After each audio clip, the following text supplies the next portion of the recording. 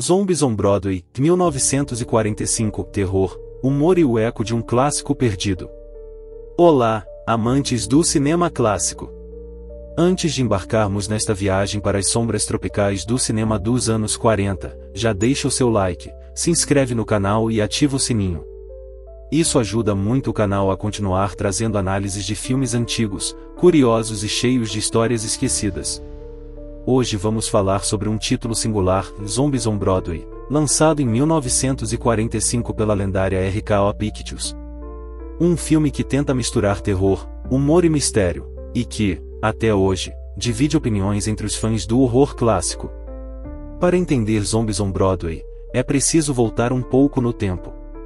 2 anos antes, a RKO havia lançado um dos filmes mais cultuados do horror psicológico, Live Walk with a Zombie, de Jacques Tourneur. Uma obra poética, silenciosa e sombria, que explorava o misticismo do Caribe com uma sensibilidade quase trágica.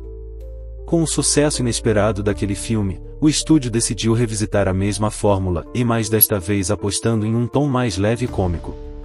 Assim nasceu Zombies on Broadway, dirigido por Gordon Douglas, um jovem cineasta que mais tarde faria carreira sólida em Hollywood, e produzido por Sid Rogel, com um orçamento modesto, mas boas intenções. A ideia era simples, unir o clima exótico e o imaginário do voodoo, já popular no cinema, a um humor de duplas atrapalhadas, e no estilo de Abbott e Costello. O resultado?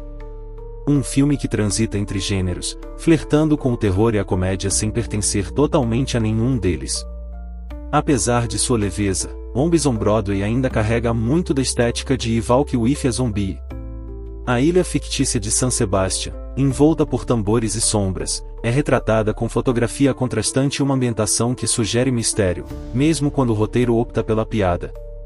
Os diretores de arte e fotografia da RKO conseguiram preservar aquele charme sombrio característico da produtora, florestas envoltas em neblina, casarões decadentes, e uma trilha sonora pontuada por tambores distantes e vozes sussurradas.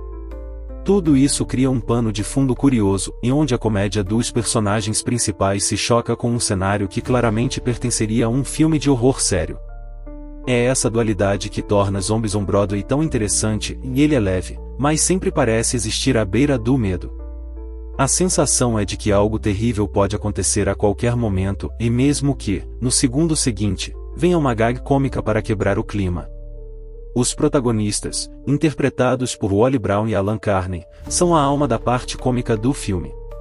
Eles formam uma dupla de relações públicas que se mete numa confusão ao tentar encontrar um verdadeiro zumbi para um show de estreia na Broadway. A química entre os dois é boa, lembrando duplas de comédia da época, mas o destaque vai para o veterano Bela Lugosi, o eterno Drácula, que interpreta um cientista misterioso. Then we had better take him first.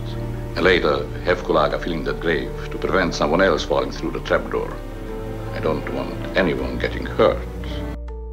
Mesmo em um papel secundário, Lugosi entrega uma performance digna, e ele é o elo que conecta Zombies on Broadway ao horror gótico que o público esperava.